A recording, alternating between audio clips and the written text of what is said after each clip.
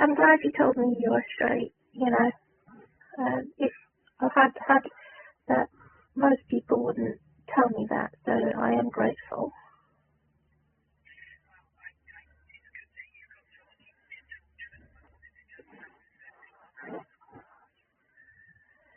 Well, I just don't want to talk to someone that I'm not comfortable talking to, and you're kind of telling me that you're straight. In addition to that, obviously my beliefs are important to me. God is my priority. In addition to that, I have this horrible rash outbreak. I don't know what it is. They said they would have phoned me and tell me what the rash is. They've taken a swab sample, and they never got back to me on it. They say I have to complete an online form to get any results, which is another headache.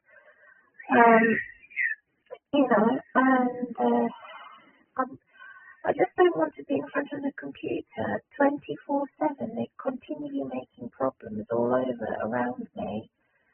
And I'm not getting the support I'm supposed to be getting, and forced into working with people I don't want to work with. So it seems extremely difficult.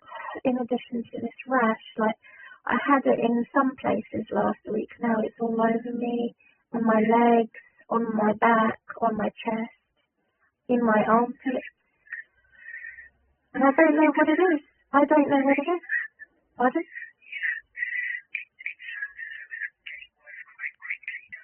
Yeah. Well, they said take antibiotics, so I'm taking the antibiotics that they gave last week. And then they said you have to fill in a complete online form and then wait, I don't know, 72 hours or something like that, and then they then can make appointments for me and give me results. But in the meantime, everything has to be done online, which is a total nightmare. Some people don't have internet access or have security issues and surveillance issues. We don't want to have everything, all our details online. I think it's very wrong what the government has done to force people who are injured and disabled to do everything online, because that makes us even more vulnerable and exposed to injury. I like things that are convenient online. I'm not saying I don't like it, but at the same time, I don't want my data to be violated and exposed to this horrible war. As a disabled person, who in their right mind, in a wheelchair, would want to go and fight in a war zone? And that's what it is. It's a war zone. It's totally unfair that we should have all our medical records and everything put online and our banking details. It's like saying that you have to go to war whether you like it or not. It's compulsory for the disabled people too.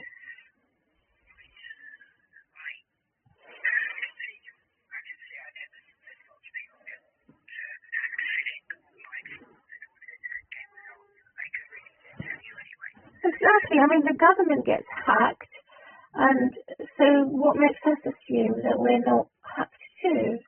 And all these payments we are forced to make our devices safe are a total myth, because it's not true. Everything's watched. Why would I pay? I did pay a lot of money last year, and all of that was stolen and hacked into. I paid quite a lot of money, like £100 is a lot of money to protect my device, and still got hacked into. I think it may have been Joe Biden or somebody from America, and it was called. I'm trying to remember what the name of it was. One of these mobile phone downloading online security softwares. I don't know if you've heard of them, but they are called NordVPN. And so I had this, and I paid about £100, and it was stolen. I never got it back. That's a lot of money to have your security software and to actually make it worse, to make everything worse. Pardon? I never use it again. I mean, I'd never go and have an app store and have my bank card on an app store again. I don't trust it after that. They seem to choose people that they want to protect, and people that they want to harm, they target. And I think it may have been Joe Biden. And now I'm speaking to an MP called somebody else in my local place, who also likes to have cups of teas with Joe Biden. Joe Biden doesn't like me for some reason. I don't know why, but he had attacked my social media. You know, when I was laughing and eating a cream cake, he took that on his thing, and or it was someone connected to Joe Biden. But either way, what am I doing? What is my social media doing with them? You know, I don't vote for them. I haven't signed for them to get involved in my social media. Why are they involved in my social media? That's what I want to know. I didn't invite them. I did not invite them. I did not vote for them. So, and the same for others. There's others, you know. I mean, I like to be sociable with people and just, you know, greet people who are in authority and who are not in authority. I like to say hello to everybody. But the point is, I don't want to be involved. The point I'm trying to say to you is that I don't want to be involved any further to a deeper end.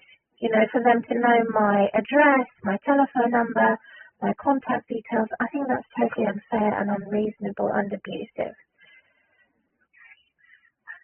On the surface, it's okay to just say hello and greet you and just a small chit chat. But anything deeper than that, such as who I am associated with, what's my family, what's my background, personal history, my race, my contact details, they don't need to know all that, and yet I find out that they know. They get to know everything. They get to know too much.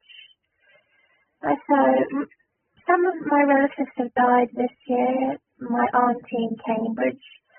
I tried to contact some of my relatives who are very far from me, and some of them are abroad.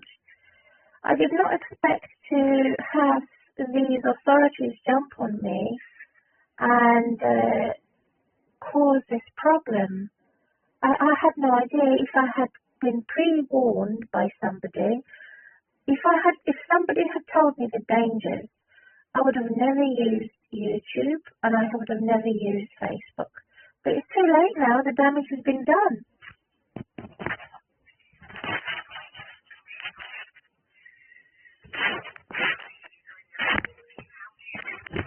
Well, it's just not fair. I don't go around to Joe Biden, Hillary Clinton, Donald Trump, Zelensky, Vladimir Putin, and all the other world leaders.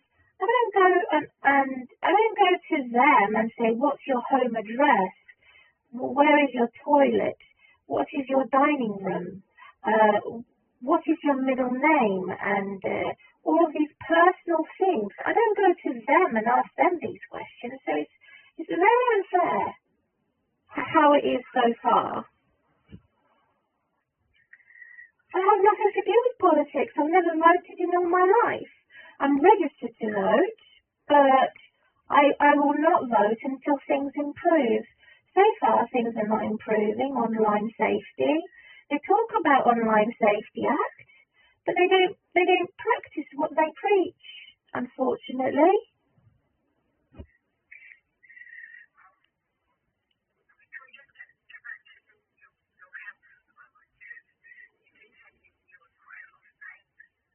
Yeah, as I'm talking to you, I'm applying the ointment on me, and I'm planning to contact the GP and check if they've got my repeat prescription, because I have been waiting for a repeat. I'm on reply. And I'll remain formal. I always remain formal with the formal individuals. With you, I'm being casual. And so once I've done that, I'm going to go and have some lunch. And then, if I have the strength and the energy, removing the negative energy, I can then, after I have something to eat and drink, I can then follow the instruction to do the online triage form. Everything's done online, but it's a ridiculous amount of things I've got to do, another task I've got to do, and it's just such a burden on disabled people who don't normally have the physical strength to do these things, you know? And it's overwhelming because I live alone, I'm independent. I don't have anybody close to me that could support me to take a respite or a break, so I can. I mean, the last time I had a holiday was in 2013. It's constant abuse from my landlord, from the local council, the fact that they have a marker on my home as a vulnerable person actually further victimizes me rather than them recognize what I've achieved and how I survived death, being very seriously ill with my spine. None of that is even considered. And it's treacherous, it's scandalous that they're not really taking seriously my disabilities either. So I said my landlord, my council, I had to contact the Citizens Advice Bureau, ask them for help. I had to contact the local MP, ask him for help, and I had to contact an advocacy service in my area because they refused to listen to me. They're refusing to treat me as a respectful adult because of my unemployed and disability status, which is totally wrong. And so they've caused problems. They've caused a problem. They've caused a crisis in order for me to re-engage with the corrupt authority, which is something I did not want to do. They've caused a flood in the loft and made it look like an accident, so that I could contact them again after not speaking to them for about 10 or 11 years. But there was about a 10-year gap without speaking to these corrupt authorities until they made an emergency with their water tank that exploded in the loft and it damaged both of my bedrooms this year. And it took them 6 months and they still haven't done anything. So I'm having to deal with all these authorities to try to bang their heads together in order to do the work. In addition to that, I have to take care of my house, and there's no time left for me to have a social life. I'm absolutely exhausted at the end of my day. I'm just shattered, exhausted. No time for relaxing, no time for social, no time for my family. It's all consumed by the corrupt authorities. And it's so disgusting that they left me and that they've left me to pay for my bin service that should have been free. They've stolen they've robbed me thousands of pounds from the free. I should have received bin services free because I'm disabled. Other disabled people get it. Why can't I get it? And they said that's because you live in the flat, you you don't live in the house.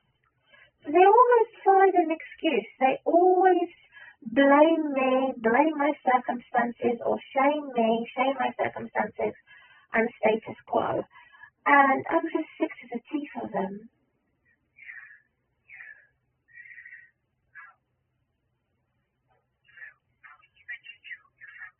I've got no life. This is worse than a prison sentence. Even prisoners could choose their own meals before they die. I can't die in peace. I don't have a choice to die. This is worse than death. To speak to a brick wall, to have all my freedoms removed, my freedom of speech removed, my freedom of religion removed. So it's prejudiced, it's racist, it's blocking my speech, it's blocking my progress, it's blocking my friends. I have nothing left. It's worse than death. I don't know what my daughter's up to.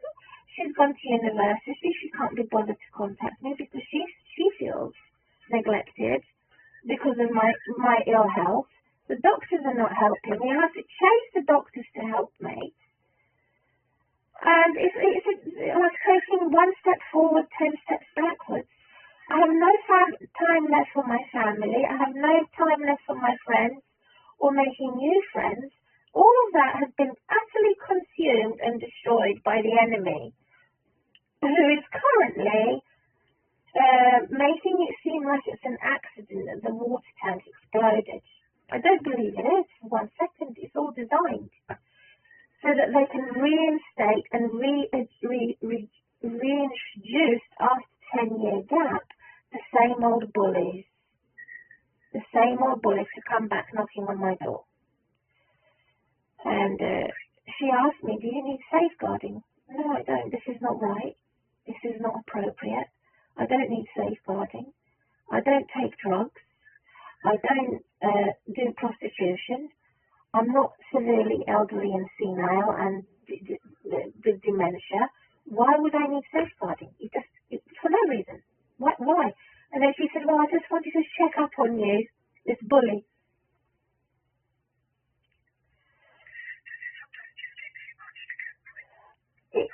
Well, what annoys me is that they're not doing their jobs properly. They are paid to do their jobs, and they seem to deliberately make mismanagement and distort things, and then they blame me for their incompetence.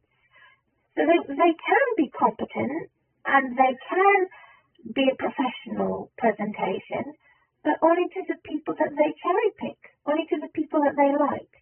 For those people that they don't like, such as me, for example, they will deliberately punish me or persecute me, these so-called authorities. Not all of them, but most of them, unfortunately, punish me and persecute me through negligence, abandoning, and I come to a dead end. It's a dead end. There's no progress. It's a dead end because of my unemployed status quo. If I had a rich family and had a big family near me, and my auntie hadn't died, and I wasn't rejected, I would have had support. But because I don't have these, I don't have the support. And it's totally unfair. It's not my fault that I don't have a big family and I'm not rich. And they're making it seem as though it is.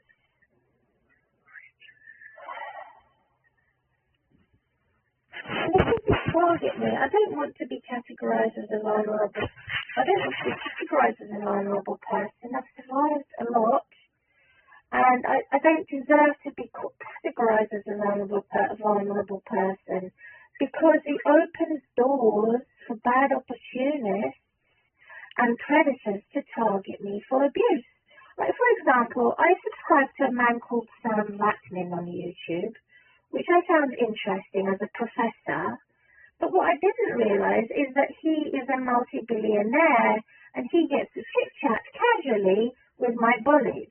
And he can side with them or he can support me, which should be illegal. So I had unsubscribed from his channel when I found out that he's a multi-billionaire and that he can chit-chat to my local bullies. I unsubscribed. So that's what I mean. If I switch on my TV to watch the YouTube, this is the treatment I'm getting, and it's breaching the privacy laws, and it's not allowing me to just simply allow me to have free leisure and casual time as I switch on my TV. I can't even switch on my TV in peace and watch some YouTube programs, or just general programs like documentaries, counselling programs, and things like that. They've turned me into some type of a nutter or some type of a prostitute on the street. This is what this multi-billionaire counsellors do. So I don't want to subscribe to these types of counsellors. They're satanic because they've wrongly categorised me and they're spreading disinformation to dehumanise me on YouTube. I can't even watch YouTube in peace and quiet without them jumping on my channel to destroy it, to make it dysfunctional. Well, actually, I'm watching YouTube on my mobile phone device, or I could plug it into a TV. But things are extremely difficult because they're constantly tracking and tracing me, these corrupt individuals and super rich multi-billionaires.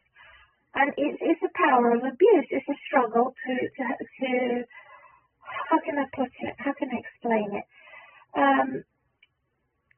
It's not a fair challenge and it's not a fair competition to have them involved even. And strangers, even strangers on my case who I have never spoken to or ever met, are involved in my life behind the scenes. People such as Trevor Noah, Hillary Clinton, Donald Trump, and all of these globalists, I don't want them to even mention my name because I found out that they belong in prison. On the news, all over the news, it says they belong in prison. So what the hell are they doing mentioning my name?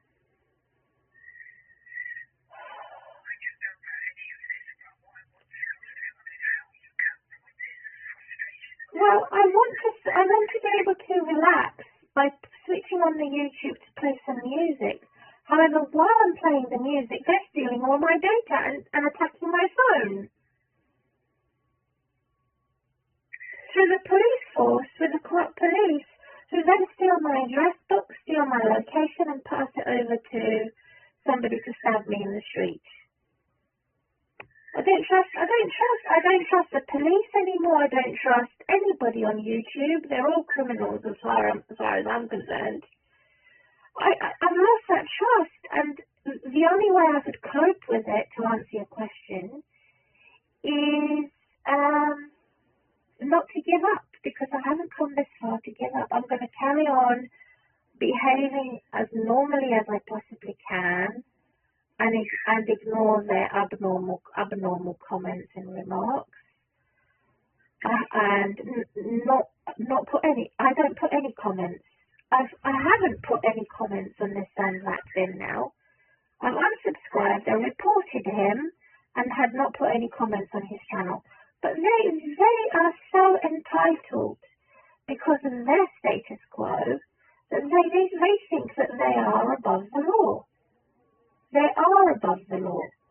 So if they don't like me, they can execute me. They can call me a prostitute. They can call me a murderer. When in fact it's the other way around. It's alarming that they've done that to YouTube. That is not how YouTube is supposed to function. It's dysfunctional. On my terms, on my end, not on their end, on my end. Holy poo. Holy cow.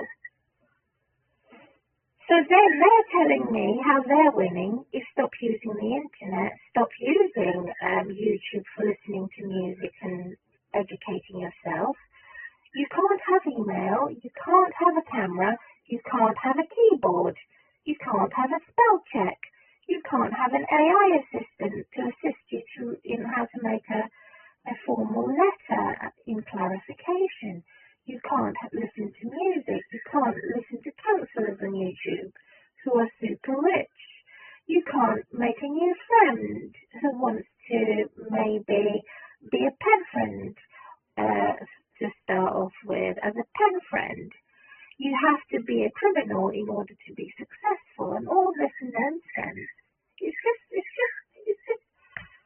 Where do you go? I want a reality check. I want a reality. This is totally delusional.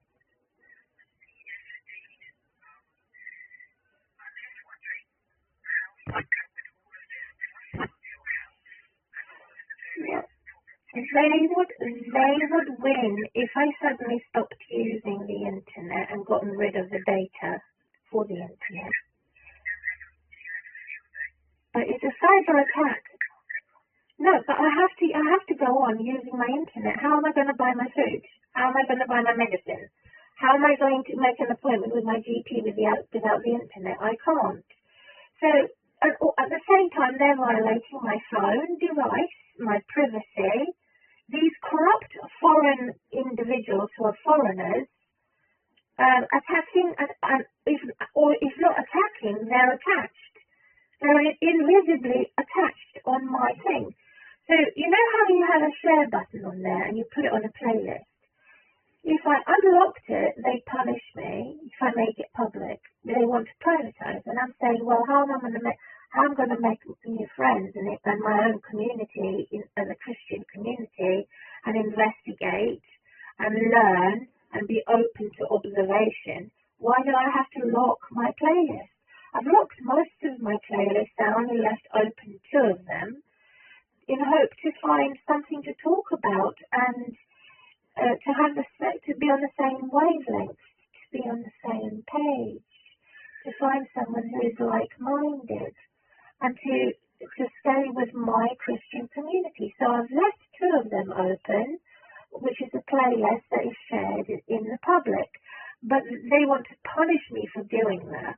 And they do so by attacking or attaching themselves to my data. And so it's totally unfair. They would win if I suddenly decide to get rid of my mobile phone, never use a mobile phone again. Where am I going to get help to do my shopping?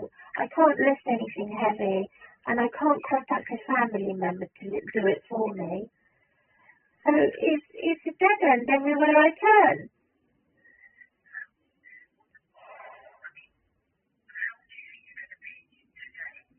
Well, I'm just waiting for the results. I've written them a letter today, and I've made my statement to the officials and all the authorities, and I told them that this isn't good enough. We need to bang our heads together and do a professional job that has been delayed for 6 months. And yeah. So I am expecting them to respond. Someone did phone me today and book an appointment to do a asbestos test. Asbestos test for the bathroom? Asbestos test. Because the refurbishment of the bathroom also, with the floods there, they have to clear the floor to the foundation. And so that's booked for Tuesday next week, and it will be from 11:30 onwards. And I know that his name is Anthony, so they told me that he will have an identity badge, and I was given a name, and so that's making some progress. But it's very, very, very slow going. And I'm saying, oh, this is not good enough, and I gave them like points of what still is outstanding to do. So I just have to have some patience, a little bit more. But what I'm trying to tell you is that it's a testing of the patience of a saint. It's taken 12 years.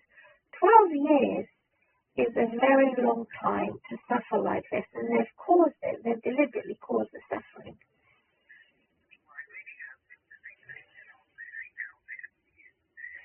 Yeah, well, patience is a virtue. We all have to wait for good things to happen, but not wait too long. I didn't catch your name.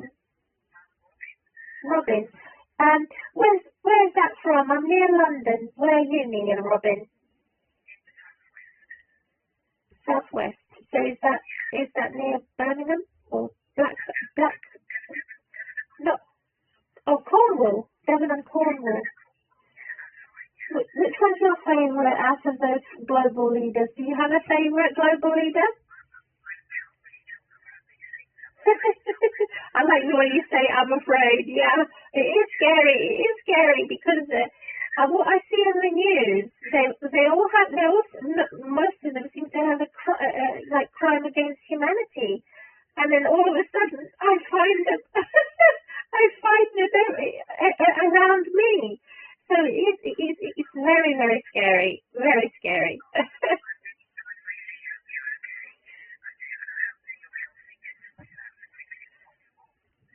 I mean, I do feel sorry for those people in Ukraine and those people in Israel who have died on the news, and terrible hunger and famine.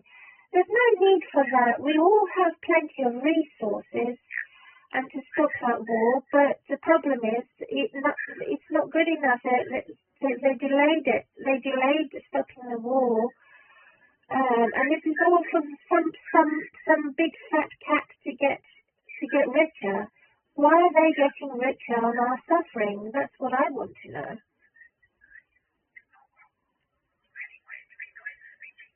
Thank you, Robin. Have a good day yourself. And have you been well yourself? No rush for you.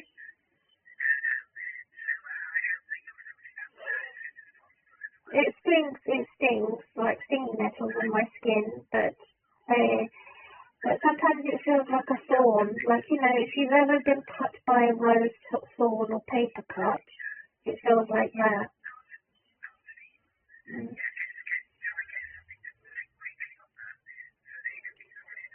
And my spine, I have a physio coming on Monday, so the physiotherapy will plan out what we can do for my spine. So there is some progress, but wherever I open a gift that they give me from the authorities, I get the gift, but there's always, it's like half of it is rotten. Can you imagine getting a cake in a gift box? You open your gift box and you find that cake is half rotten. That's how I would make a conclusion on our conversation today. It is, isn't it? And I don't think I'm the only one. I think it's happened to many people. They don't want to talk about it. They suffer in silence.